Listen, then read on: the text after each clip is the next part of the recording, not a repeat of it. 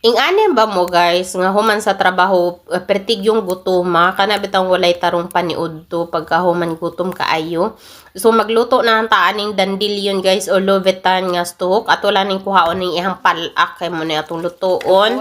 Tapos ato lang ni siyang gisahon sa butter, pabutang panakot kamo na bahala on sa inyohang ipang panakot diha guys. Basta kani ako simple lang kay ning recipe. Ako lang ni siyang butang itlog no.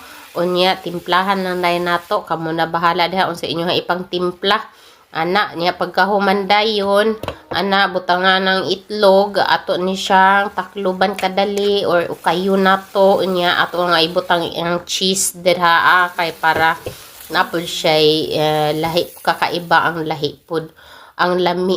So maon na ni guys ang ato ang lovitan or dandilyon nga recipe para sa atong panihapon nga sudan. Ato na mangaon na ta guys. Bye bye.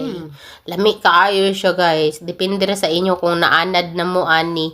Pero at first awkward pa siya kay pait-pait man gud siya.